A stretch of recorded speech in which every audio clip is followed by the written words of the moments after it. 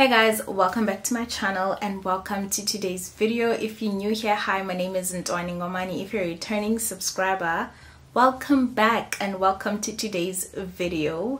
So I wanted to do today's video because I have had a little bit of a reflection moment, and I thought it would be beneficial to just share with you guys some of the things that came out of that session or out of that reflection moment, right?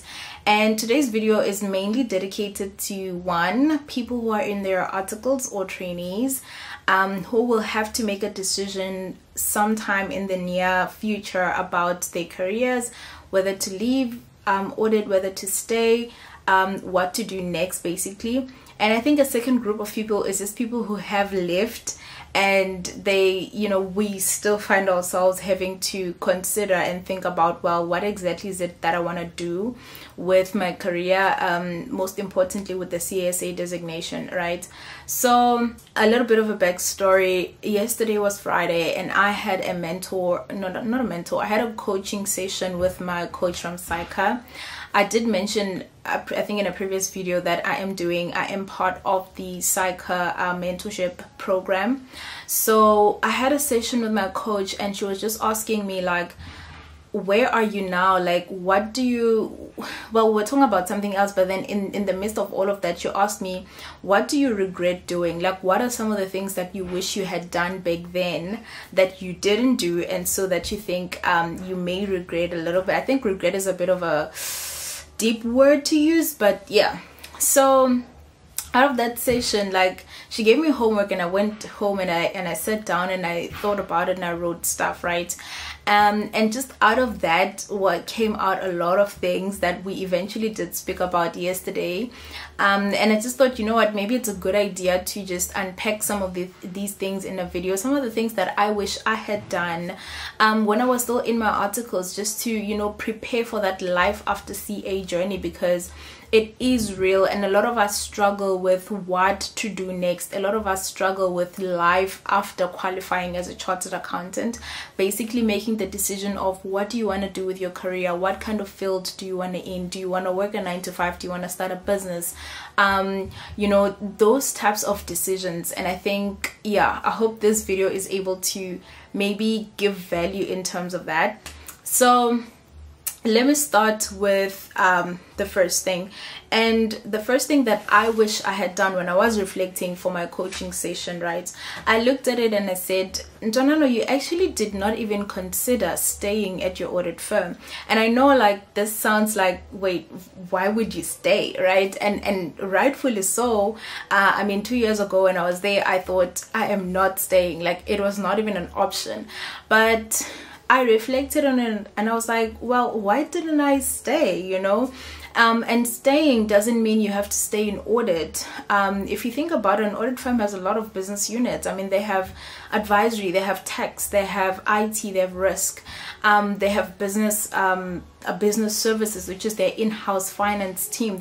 Audit firms have financial managers, they have CFOs, they have, all of those things. And I feel like an audit firm is prime ground to get as much exposure as you can get, not just in audit but in all other areas of business. And now I know you may be thinking, well, I'm required by my contract to be in audit for 3 years. How do I get exposure to all of those things? Sometimes it may mean staying 3 more months, after your articles. You don't have to stay in audit, but maybe you can second in those 3 months to the tax function. Maybe you can go into the advisory function. Maybe you can go to the IT. Maybe you can do business services in that audit firm. What this does, it helps you identify the things that you like. It helps you identify the things that you resonate with. I was listening to a podcast the other day and they were talking about purpose and, how do you find your purpose? How do you identify what it is that, sets your heart on fire? And the guest on the podcast said, the problem with why people struggle with finding what is it that I like, what is it that I'm passionate about, is because we have not tried enough things to find out what our bodies, what our spirit, what our mind gravitates towards. So if you have not done enough things, if you have not tried out enough things to know what you're interested in, how how can you expect to make a decision at the end of your articles to say I want to go into advisory if you've never done advisory? How do you know you don't like tax if you've never done tax? How do you know, so I would say I wish I had taken the time to just maybe rotate. I wish I had done that for at least a year. Maybe I could ask 3 months in this division, 3 months in that, 3 months in that, and then at the end of the year I would then be able to make a more informed decision with what it is that I want to do. Now, if you think I'm in articles, I'm contracted to be in this specific business unit for 3 years, I know that might not be possible, but it does not hurt to start, forming those relationships with those divisions or managers in those divisions for when your articleship does come to an end, and then maybe there's an opportunity for you to second in all the other business units. The second point is to start speaking to people in spaces that you think you might be interested in. Like I said, you'll never know if you're really interested in something until you try it out, but sometimes speaking to people who are in that thing already might give you a bit of an idea in terms of what it is that they do on a day-to-day basis, and it might give you an idea in terms of, is it something that you think you could be able to do on a day-to-day basis. This also helps you get referrals, and referrals are very important. If you're applying for a job, you stand a much better chance of getting an interview if you've been referred by somebody from that company than if you just apply externally yourself. So those relationships that you build helps that, if you're speaking to somebody from Nedbank who is in, I don't know, finance or whatever, and then now you come to the end of your articles and you're interested in finance, you may just ask them, hey, if there is an open role, could you please just refer me? That is a much stronger application than somebody who comes in externally. So this is actually something that you can do while you're still in your articles. You can also do after you've completed your articles and when you're trying to figure yourself out. The third thing is lower your expectations when it comes to salaries. Guys, I know when you're in articles you're told your salary is gonna double after you qualify, and well, maybe there is some truth to that, but for majority of people that is not going to be the case. So I wish I had lowered my expectations about salaries and just be more realistic, because I mean, think about it, right? Yes, you are qualified. Yes, you've completed this degree, you've completed the articles, you are bright, you are the top student, you have been exceeding expectations until the last day of your 3rd year of articles, right? But if you think about it, when you qualify, so at the end of your articles, you are literally a fresh out of the box CA. You have no idea what CAs actually do. You have zero experience in anything other than audit or anything other than what you've been trained in. So if you actually think about it, you are literally a first year again. And what are the chances of a company hiring a first year chartered accountant and paying them 1.5 million rand?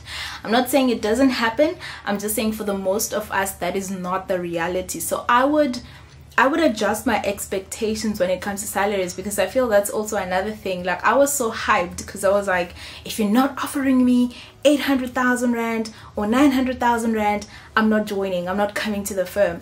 But I think my friend likes to say we all have to pay our school fees, and basically what that means is we all have to start from scratch. We all have to start from the ground, because it's true, guys, the top of one mountain is the bottom of the next, and the top of your articles, the pinnacle of you qualifying is the bottom of your CA career, and you have to start all over again. So adjust your expectations. The last point that I think I want to make is just to remind you that there is no wrong decision.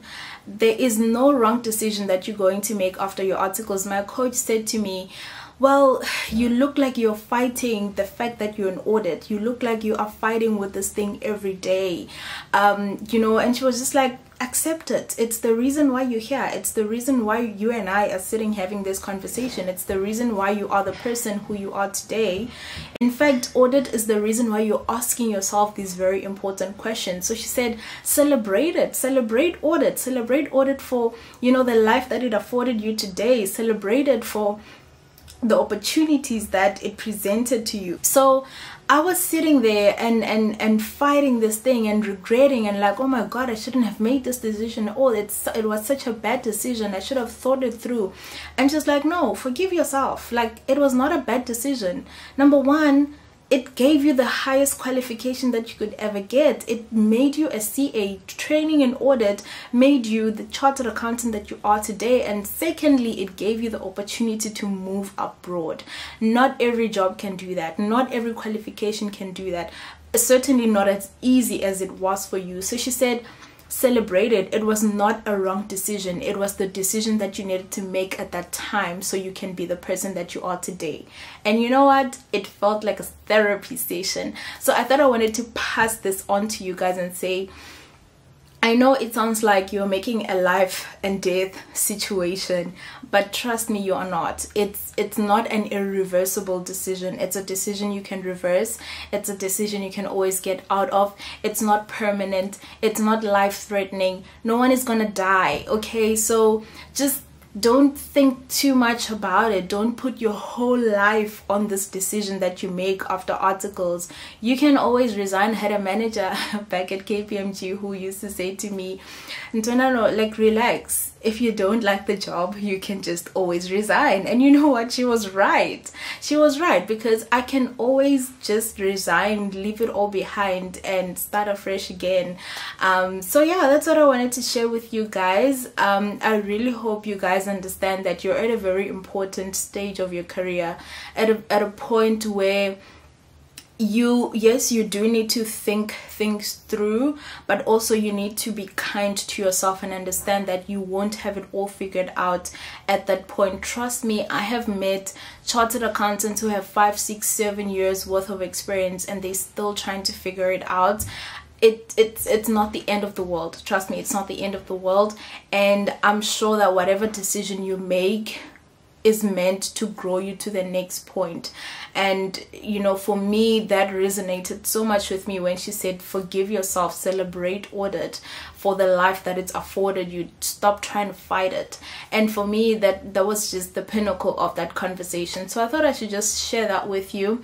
It's not too late if you feel like, oh, you know what, I've already made a decision, I'm here or wherever you are and you're doing whatever it is that you're doing, but you think it wasn't the right decision. I just want to say, take a step back and, you know, celebrate whatever decision that you've made, because it's made you the person that you are today. It's helped you think about these things. They have the question of, is this really what I want to do? Because if you think about it, somebody who hasn't made the decision still doesn't know that it's probably not the right decision, but you have made it. You are now aware. Bumi, if you guys watch Bumi Lidawa, she always says, when we know better, we do better. So I always hope that you guys will know better, or now you know better, and I hope you can do better. So please subscribe if you haven't already. I will see you in the next one. Leave down a comment and let me know how you guys are feeling about these pointers, and I'll see you guys in my next one. Bye.